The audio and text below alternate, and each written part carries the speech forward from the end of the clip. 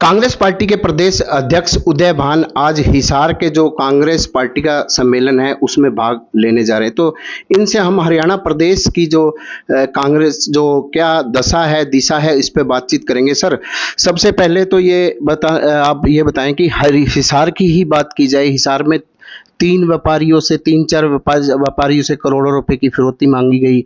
हांसी में एक व्यापारी की हत्या कर दी गई। कल ही इनकाउंटर किया है कुछ बदमाशों का। अब हरकत में आई है पुलिस। तो आप क्या देखते हैं हरियाणा की स्थिति? पूरी तरह से हरियाणा में कानून व्यवस्था पूरी तरह से विफल हो चुकी है और इनके एनसीआरबी के आंकड़ों के मुताबिक भी पूरे हरियाणा प्रदेश को जो सोशल प्रोग्रेस इंडेक्स में भी सबसे असुरक्षित प्रदेश है। यहाँ पर लगभग 5 रेप के मर्डर की घटनाएं डेली हो रही हैं, 4 से 5 ही हत्या डेली हो रही हैं। फिरौती की इतनी बाढ़ आ गई है, ना कोई व्यापारी सुरक्षित है। विधायकों को भी 5-5 विधायकों को भी फिरौती के और धमकियां दी गई थी वसूली के लिए। ये पूरी तरह से पुलिस के भी अधिकारी तक भी सुरक्षित नहीं रहे इसमें, इस सरकार के समय में। अभी आप देख रहे होंगे कि डेली खबर आ रही है कि भी फिरौती और मर्डर सरेआम कोई पुलिस का और सरकार का कोई भय ही खत्म हो गया है। सर, अगर बात की जाए आगे हरियाणा विधानसभा चुनाव होने जा रहे हैं तो कांग्रेस पार्टी की किस तरीके से तैयारियां रहेगी? कांग्रेस पूरी तरह से तैयार है। आप देख रहे हैं हमारे अभी सारे जिलों में कार्यक्रम चल रहे हैं। हमारा फिर सम्मेलन है, यात्रा हमारी चलेंगी, रथ यात्रा अलग से चलेगी मेरे रोडा साहब की। तो हम पूरा अभी जो हरियाणा मांगे हिसाब अभियान हमने लॉन्च किया है, उसके जरिए जो पूरा हमारे 15 पॉइंट और 15 पॉइंट के अंदर एक पॉइंट पर 5-5, 6 दूसरे जो मुद्दे हैं उसमें हमने सारे उसमें रखे हैं। और इस प्रदेश की सरकार से हम हिसाब मांग रहे हैं कि भाई बेरोजगारी में हरियाणा नंबर 1 पर क्यों है, कानून व्यवस्था यहाँ पर क्यों ठप होकर के रह गई है, किस तरह से महंगाई में हरियाणा नंबर 1 पर पहुंच गया है। यहाँ 30 से ज़्यादा बार पर्चे लीक हुए हैं। HPSC में जो अधिकारी करोड़ों रुपए की रिश्वत लेकर के पकड़े जा रहे हैं। स्टाफ सिलेक्शन कमीशन के चेयरमैन को, उनके 8 अधिकारियों को सस्पेंड होना पड़ा। कौशल विकास रोजगार निगम के MD को करप्शन में इनमें सस्पेंड होना पड़ा। पूरी तरह से नौकरियों की बोली लग रही है। कौशल विकास रोजगार निगम के जरिए सरकार खुद ठेकेदार बन गई है।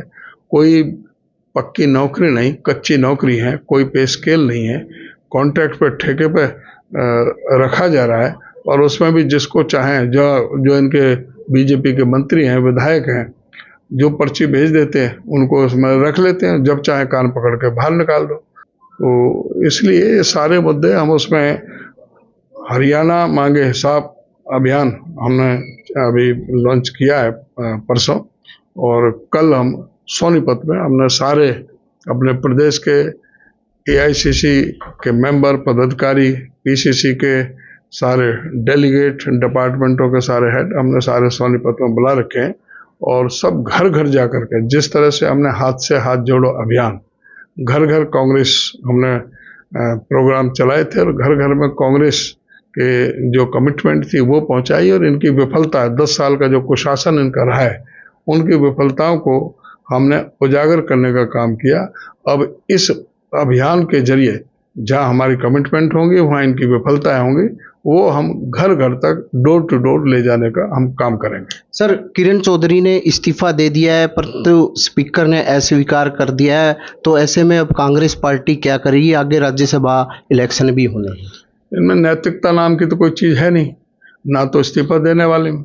जब कांग्रेस की प्राइमरी मेंबरशिप से इस्तीफा दे दिया तो बेशर्मी से विधायक क्यों बनी बैठे? और दूसरी तरफ स्पीकर, उनके पास कोई नैतिकता ही नहीं है। वो स्पीकर एक स्पीकर ना रह करके एक बीजेपी का एक एजेंट बन करके बैठे वहां पर काम कर रहे हैं। उनको तुरंत उनकी मेंबरशिप बर्खास्त करनी चाहिए थी, लेकिन ये राज्यसभा का चुनाव की वजह से जानबूझ करके स्पीकर इसको टाल रहे हैं। सर, इनेलो ने बसपा के साथ गठबंधन किया है, क्या देखते हैं सर इसको? 0+0 तो 0 ही होना है। अब बताओ, बीएसपी की 1.28% वोट आई है इस लोकसभा चुनाव में, इनेलो की 1.74% है।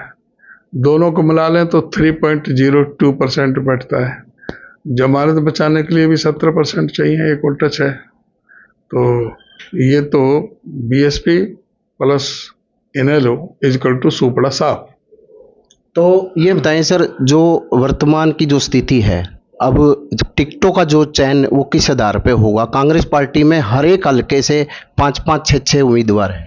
5-5, 6-6 नहीं, 20-20 भी है, 20 है। हाँ जी। 25-25 भी, ज्यादा भी है। तो सीधा है हमारा, सीधा संदेश और सब जगह है कि भाई कि पूरी तरह से मेरिट पर देंगे, कोई सिफारिश नहीं चलेगी। सर्वे के आधार पर, विनेबिलिटी के आधार पर जो जीतने वाला होगा, लॉयल होगा, उसको टिकट देंगे। टिकट एक को मिलेगी और बाकी जो है सरकार में आएंगे तो सबका समायोजन होता है, उनका सेवा ली जाती है। जो जिस लायक होता है, जितना सक्षम होता है, जितने उसको वहां पर इस्तेमाल किया जाएगा। सर, नायाब सैनी दावा करते हैं कि आगे सरकार हम बनाएंगे। अभी कई तरह की घोषणाएं की हैं, स्टूडेंटों के लिए की है कि इस तरह की, अब लास्ट में इस तरह की घोषणाएं की है, कैसे देखते हैं? ये घोषणा नहीं है, जुमलेबाजी है। जो घोषणा ये पूरी नहीं कर सकते तो उसको किस तरह से कर रहे हैं। दूसरा, इन घोषणाओं से ये स्पष्ट हो गया कि मनोहर लाल खट्टर की सरकार पूरी तरह से विफल सरकार रही है।